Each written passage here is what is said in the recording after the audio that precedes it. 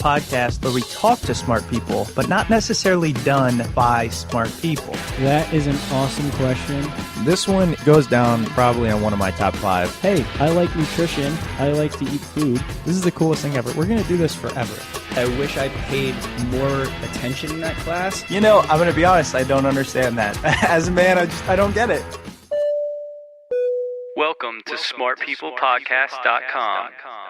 Hey everybody, welcome to Smart People Podcast. That sounded like a game show. I'm Chris Stemp. And I'm John Rojas. This is a good one. I want all of you Paleo Diet proponents out there to listen up. What do you look so... What? Don't do that. What? Don't do what? They're a feisty bunch. I know, and they could probably beat me up. But yeah, with their CrossFit. No, it's so funny. I say this in the interview, but I say, if your paleo diet is based on this perfect time in history where we were adapted exactly to our environment, why did we ever change? Because we built cars. If we're not supposed to eat all this stuff, why has it been one of the things that have allowed us to evolve into the future? Why are we living longer now than ever before? That's evolution. Yeah. We've gotten smarter, and we have evolved, and our brains have gotten bigger. Anyways, this week is awesome. We interview Marlene Zuk. She is the author of the new book. It just came out, Paleofantasy: What Evolution Really Tells Us About Sex, Diet, and How We Live. It's just really cool because it gets you to think about all these things that we have recently determined are fact. Like, oh, we should be like our ancestors, like the cavemen. And she's not saying really, one thing's bad. It's just getting you to think about it in the correct way. And she's an expert on it. She knows her stuff down pat. And she says she's not the diet police. Everybody's different. She says that different diets and different processes work for different people in different ways. Right. And, some people benefit from paleo. Some people do not benefit from paleo. Sure. I mean, again, it's the foundation. It's the hallmark of this show. You're definitely going to learn some cool stuff this episode. So we're going to get into Marlene Zuk here. Just wanted to make sure you guys do all the standard things we ask for. Primarily subscribe to the podcast because we have the coolest stuff recently and coming up. And that's your number one thing. So subscribe, leave us a rating. And if you buy anything on Amazon, to go through our link at Smart People Podcast. John, you got anything else for them? Anything interesting? I don't want to sell them anything else today.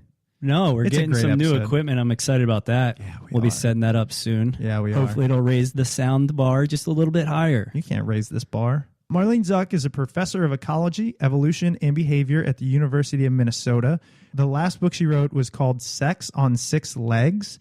Make sure you stay all the way to the end of this interview because she gives a great lead-in into that. I'm going to be sure to put that on my Kindle as soon as I have some time to read about insect sex. Here is Marlene Zuk.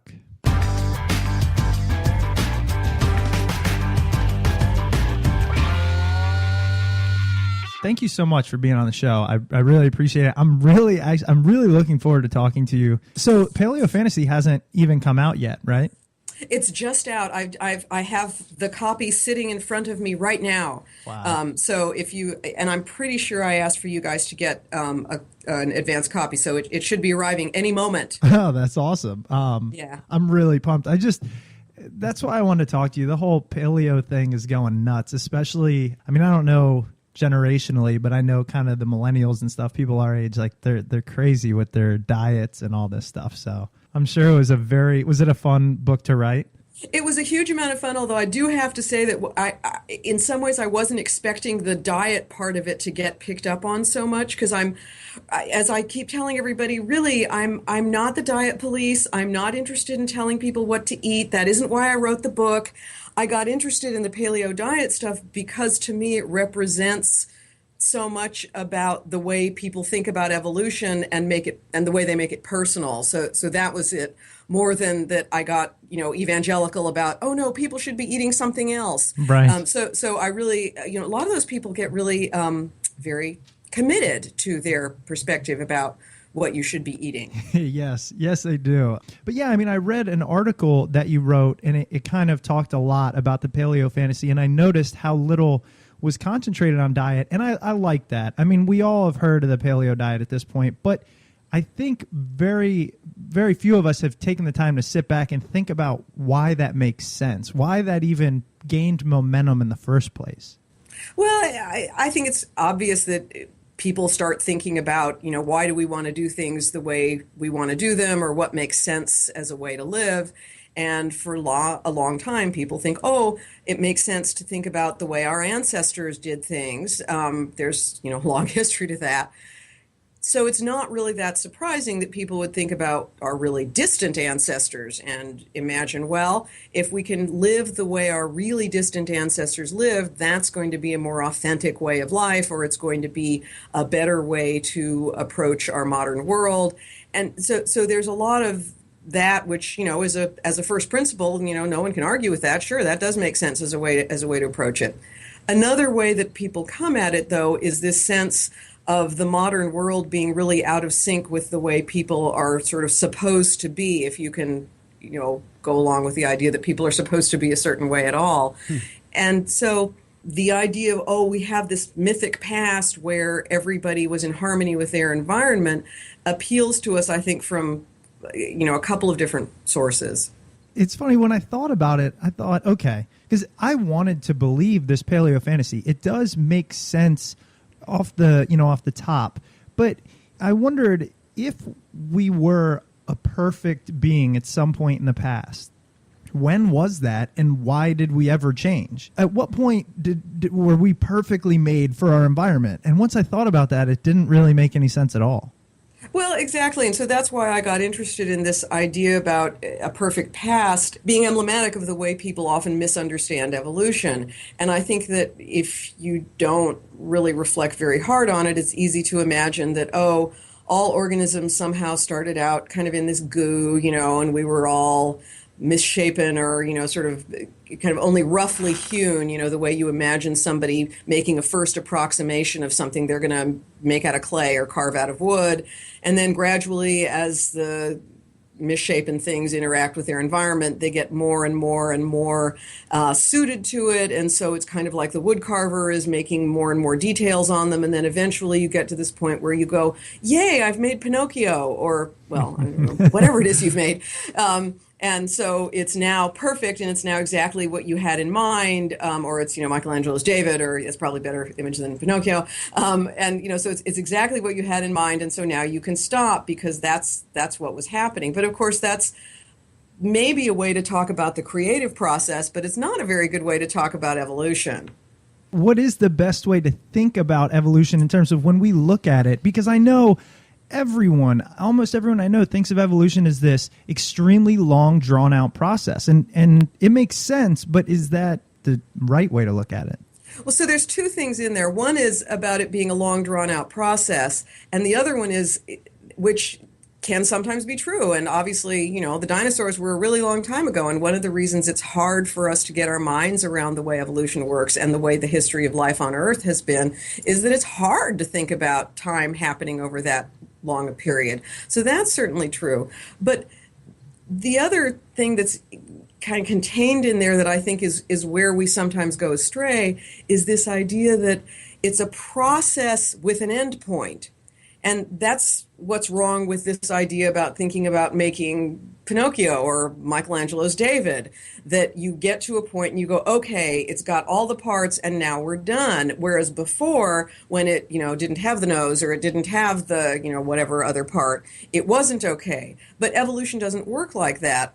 Organisms are continually evolving and changing, but they're not getting to somewhere where they can then heave this sigh of relief and go, even metaphorically, phew, done with that, we're now perfectly adapted to our environment and we can get on to other things. Like, well, I don't know what those other things would be, but the point being that people often think teleologically that evolution has some kind of end point that we're trying to get to, and it doesn't. I always get in arguments with people that believe in creationism versus evolution, and I always hear the same thing from creationists that say, if we evolved from a monkey, why are there still monkeys there? But when you try to explain evolution and how, if you look at it graphically, it almost looks like a family tree. Things branched off from each other, and those that didn't work out went away, and those that did continued on, and that kind of stuff. And it just boggles my mind that the concept of evolution and what it actually isn't really, I mean, I don't want to say it isn't really taught that often, but I come across so many people who don't actually understand it. I mean, do you have any idea why the process of evolution is so misunderstood? Part of it, I think, is this it's difficult to imagine that there's this process that has resulted in a lot of sort of jury-rigged and imperfect solutions. So, I mean, like you said, most people look at it as, oh, something works out and then it stays, or it doesn't work out and then it goes away. But of course, it's much more complicated than that, because you could certainly argue that the human body did not really work out very well. I mean, there's all these things about it that are just jury-rigged and put together from what was there before. Our skeletons are not very well suited for walking bipedally, for instance. But, so does that mean we didn't work out?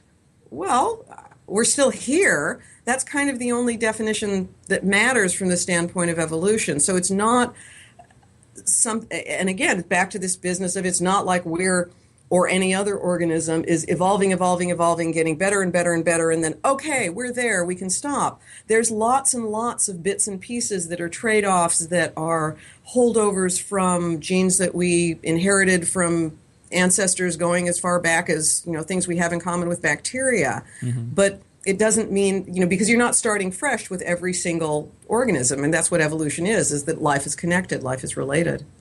Now, in doing this research about evolution and all this, did you ever come across any super interesting things, such as why we still have hair, for example, or why we haven't evolved out of, like, why do men have nipples? Like, random, you know what I mean? But see, there's tons of things like that. The minute you start looking at the human genome, or indeed any other genome of any organism, you realize that there's a lot of stuff in there that doesn't all work along to produce a perfect product. And a very famous scientist, Francois Jacob, said a number of years ago that nature is a tinkerer and not an engineer, and he was talking about evolution. And the idea being that if you're an engineer, you want to build something, you say, okay, here are the parts that are going to work the best, and I'm going to go and get those parts, and I'm going to put them together, and I'm going to make, a bridge, or I'm going to build a building, or what have you. But with evolution, you're starting with what you've got lying around in the garage. And so all you can put together is from the parts that you already have. And that might mean that you're using a tennis ball for something that, a ball bearing would really be better, but you don't have a ball bearing, and so you've got to stick a tennis ball in there, and it's really too big. But, no one's given you a ball bearing. It just wasn't in there. And so you're putting everything together from the parts you've already got. And that's a much better way to think about evolution happening than to think about starting from first principles and assembling something from scratch, because nothing's assembled from scratch. We all carry in us these vestiges of our ancestors. And, hair's an example, but, we've got genes that we share with bacteria. We've got genes that we share with hamsters and geraniums and all kinds of other organisms. I like that. That's a cool way of thinking about it. And then I wanted to ask you, when we think about evolution and we think about this Paleofantasy, we imagine a time, right? Even if you go to a website, what is Paleofantasy? What's a Paleo Diet? It's how our cavemen, ancestors would eat. What time? When is that? I'm just curious, like how long of? I think it depends on who you talk to. Okay. So some people will think about. A lot of people fixate on a time more than 10,000 years ago, because 10,000 years ago is when agriculture was adopted, and that clearly produced an enormous number of changes for human beings. And so a lot of times people think about, well, let's discuss the period, sometime maybe, longer than 10,000 years ago, but while there was the genus Homo, which of course is still an enormously long period of time, or do you just want to talk about when there was Homo sapiens? And this is one of the reasons why it's such a slippery concept, is if you want to talk about, well, what were we like? Well, it depends. And it depends what part of the globe you were talking about and what people were eating.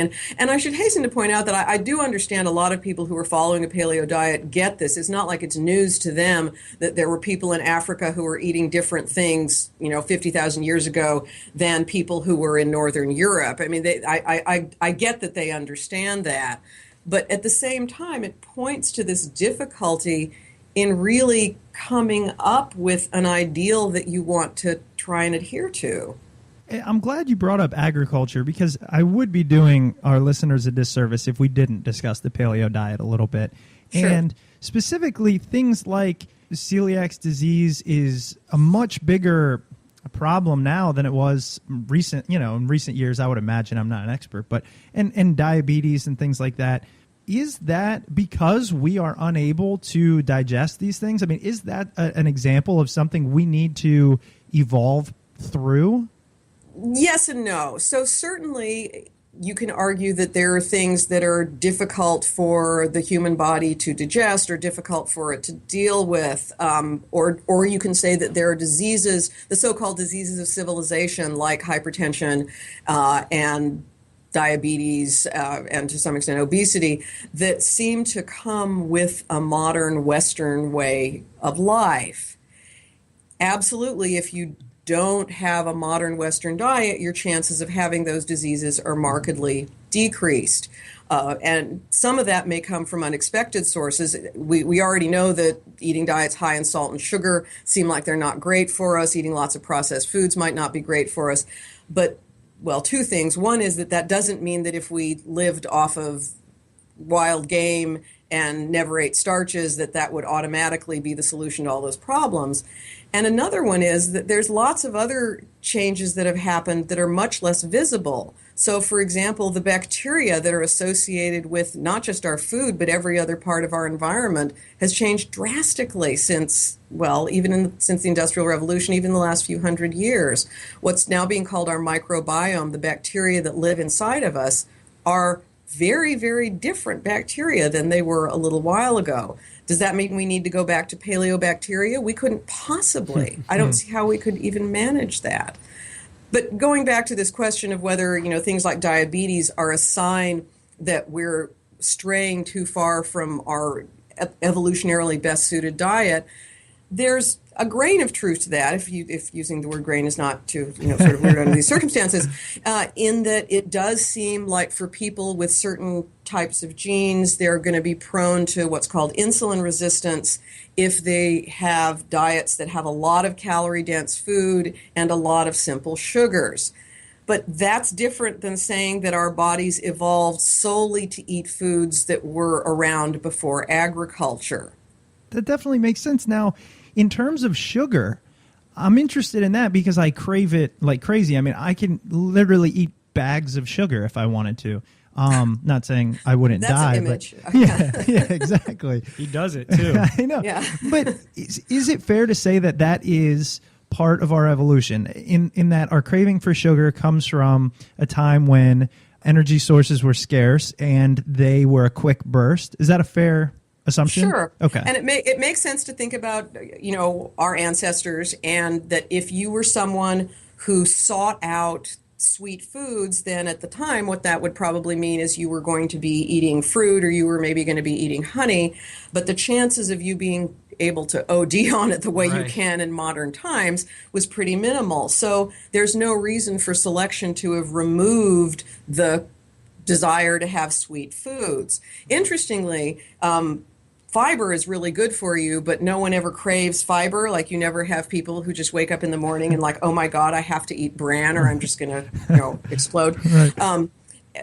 I mean, you can learn certainly to, think that, oh yes, fiber is good for you, but no one's going to argue that love of fiber is something that's inherent in our being. And if you think about it, that makes sense too, because of course fiber is readily available in most unprocessed foods. And so people who are eating a diet like that of most contemporary foragers or hunter-gatherers or whatever you want to call them are going to get enormous amounts of fiber, probably like 4 times what the average American is eating. You don't need to go out of your way to get it because you're getting it anyway. And so selection is not going to favor someone who is really into fiber because it's just not important. And what about I think this will probably be my last question on diet. I didn't want to, but it's just interesting. I didn't want to dive in, but Well, and I do get it that this is what people right. are interested in, and I know that the paleo stuff does call up a lot of images of what people want to eat. I just feel like I really don't want to get in the position of, like I said, being the diet police Sure. and telling people what they should and shouldn't eat, because there's lots of people who will come back to this, oh, you can't talk about evolution this way because I switched to a paleo diet and I feel much better, and like, more power to you. This is not what I'm here for. Right. Well, I feel like if you eat a paleo diet, it's almost difficult to eat too many calories, in which case, of course, you're going to feel better and lose weight. So it's one of those things. But I want to ask you about milk, because is milk good for us or not? I'd like to just end the debate. Sure.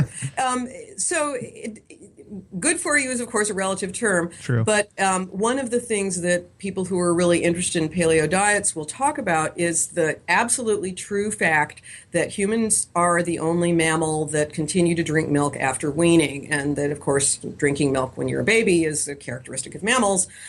It's why we're called mammals. But and it is indeed unusual for humans to drink milk later. But it turns out, and this is one of the really coolest stories of rapid evolution, or contemporary evolution as it's called, that humans have changed genetically just in the last 5,000 to 7,000 years since people started keeping cattle.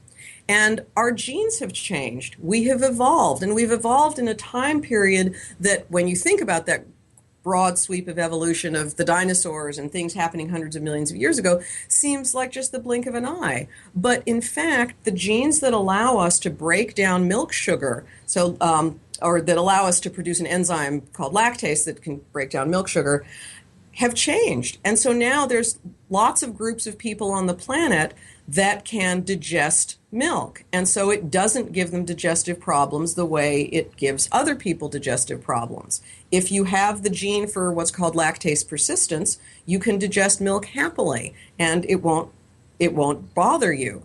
If, however, you're from people whose ancestors didn't herd cattle, then you may not have a lactase persistence gene, and hence milk will give you problems, and you will need to do something in order to get that lactose broken down.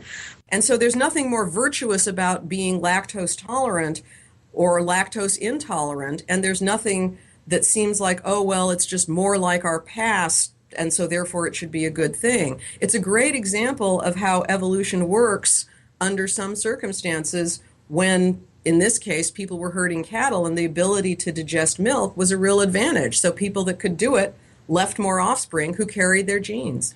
And that's what I was going to say. I mean, if it came down to the people who could digest milk were the only ones getting enough nutrients and they survived, then that means it's a good evolutionary thing, not, hey, we didn't have it 10,000 years ago. It's just not, it's not a valid argument. And so all of this has to be taken in the context of what your environment is like. So if you're in an environment where it's useful, then you'll leave more copies of your genes. If you're not, then you won't, and it won't make any difference. Exactly. So you don't think, it's not like it's inherently a good thing or inherently not a good thing. It just depends on what part of the world you're living in. And one of the coolest things about the story, so the story of how lactase persistence evolved is, I think, sort of the poster child for how evolution can be really fast, and we now understand a lot of the details about it, and it's really cool how all of this works. The other part of it that's fun is that there's several groups of people that can digest milk, but two of the major ones are Northern Europeans and then some people whose ancestors are from parts of Africa, both of whom herded cattle. And the interesting thing is that they both have the ability to digest lactose, but they use it doing different genes.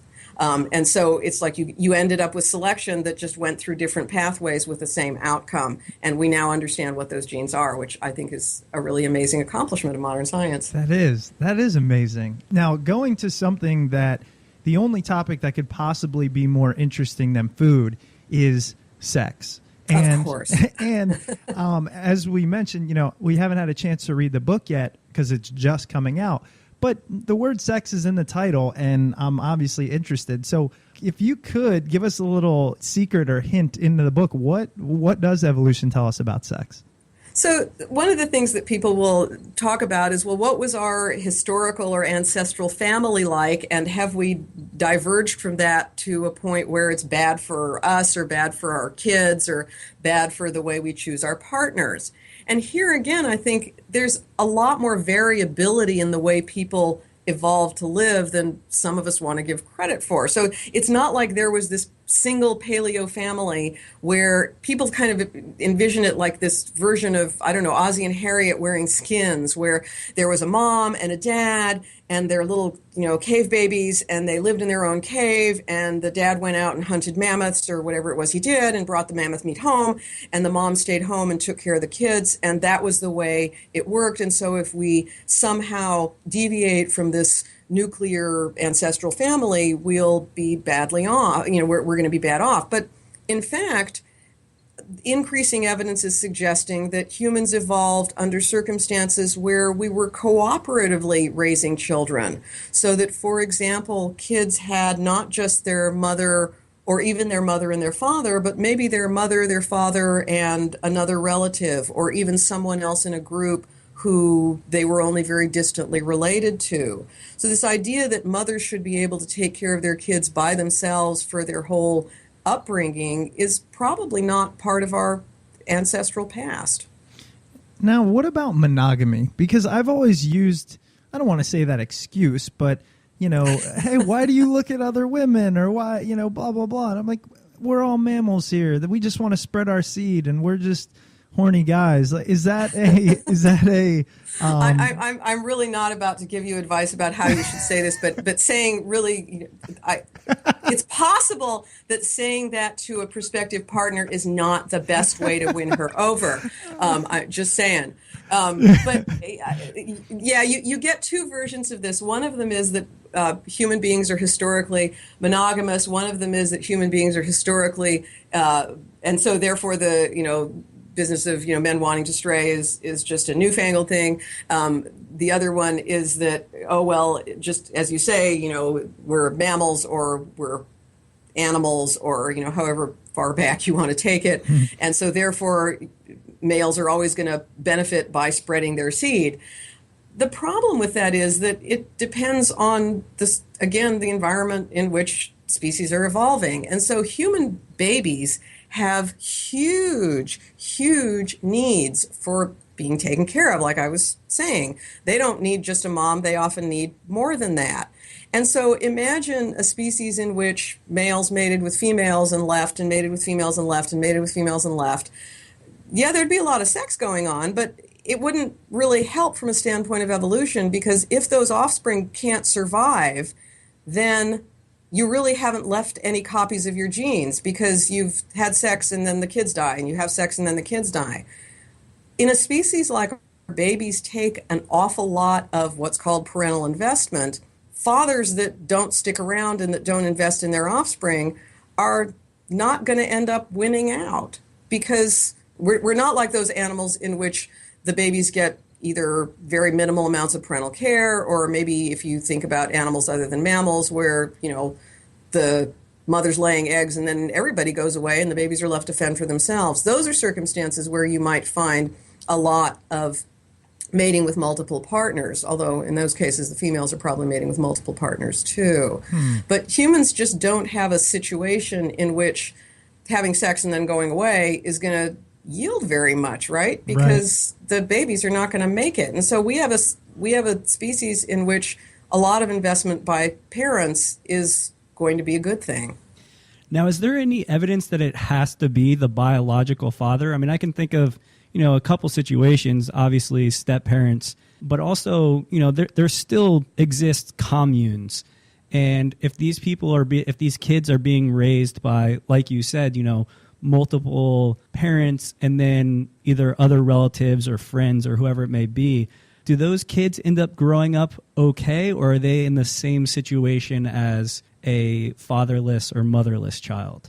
Oh, people are hugely social, and you can demonstrate this in lots of different cultures, and we're very good at attending to each other's needs, and lots of us understand that babies take a lot of care, and you'll put in some investment into taking care of individuals in your social group, in your family group that you're distantly related to, and so forth. So no, it doesn't have to be the biological parents, but it's just from an evolutionary perspective, it makes sense that for your genes to get passed on, investing in the carriers of those genes makes good sense. So basically what you're saying is it's not a good excuse that we're mammals.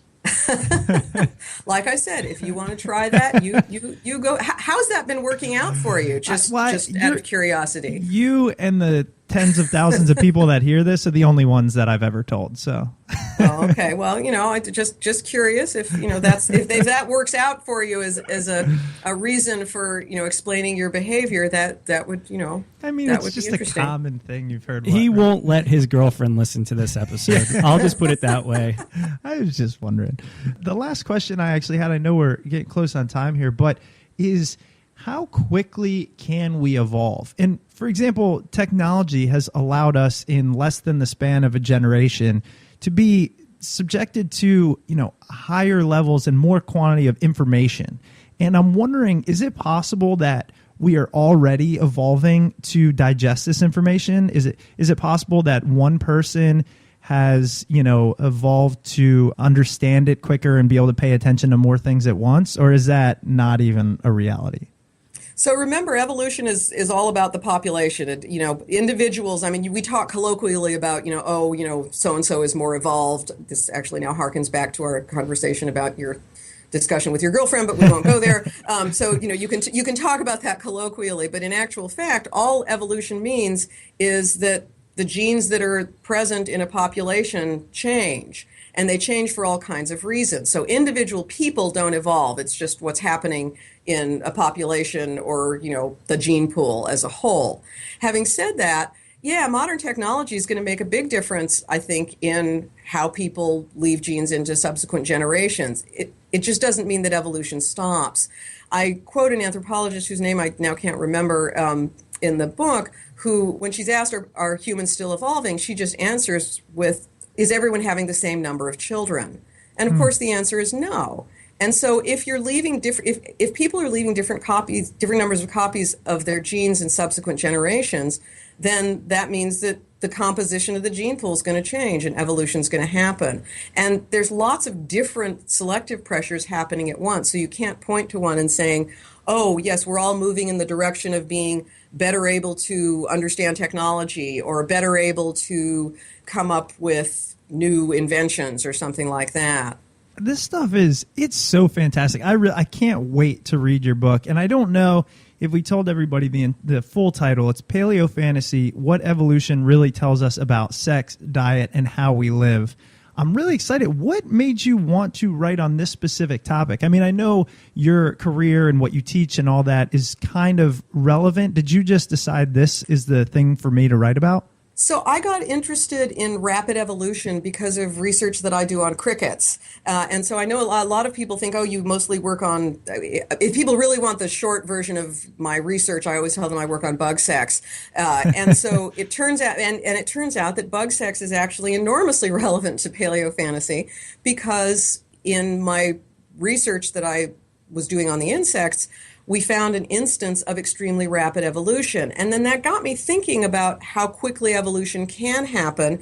And that got me reading a lot of literature about rapid evolution in people as well as other living things. And then that got me thinking about how little we appreciate the way evolution really works, that it's much more complicated and nuanced and interesting than this sort of turgid progression that you always see in the cartoons of the, fish that's kind of crawling onto land and becomes an amphibian, and then the amphibian becomes a reptile, and then the reptile becomes a mammal, and then we end up with a person hunched over a computer. And it's just a lot more interesting than that.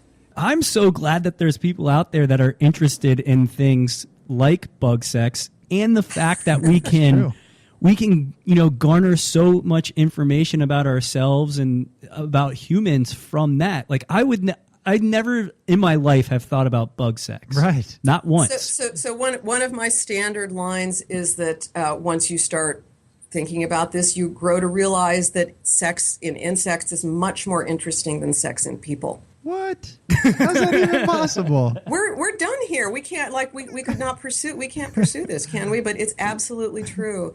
Human beings just don't really have sex that's all that interesting compared to insects. Oh my gosh, we'll leave everybody on that cliffhanger. Actually, that's a good place to say, is there anywhere else that we can go personally, but in our listeners to learn more about kind of that aspect as well as paleo fantasy? Do you have like a blog or somewhere where you disseminate a lot of information? So my last book was actually called Sex on Six Legs, great. which talks about that basic point about sex and insects. Well, it's actually about more than sex and insects. It's about insects in general. But yes, so that just came out a couple of years ago. Oh, great. Fantastic. Well, again, thank you so much for being on the show. This was fantastic. I have no doubt that your book is going to do amazing because we talk to a lot of authors, and this is, I promise you, this is a really interesting subject. I'm really glad you said so. Thanks a lot. Absolutely. So, again, thank you, and have a good night. All right, you too. All right. Bye-bye. For those of you that stuck around for this awesome intro, we salute you. Head over to smartpeoplepodcast.com. Check out what we've got going on. Subscribe to our newsletter. Email us. Do something cool. It's funny. I don't even know what to say anymore. I was going to say, hit us up, man. Hit us up. I got the coolest email today from a listener, and he just was bashing something that we did. Not bashing it, but he made really good points about an episode we recently had. And I was like, this is awesome. This is what I'm talking about. You know, people took the time to say, I like your show. Here's what sucked. And I get back to him and I say, you're right. So hit us up, subscribe for our newsletter, and we can kind of let you know what's going on. We don't send out hardly any. We haven't sent any out in a while, but we will be. That's all I got for you. Smart People Podcast. See you guys next week.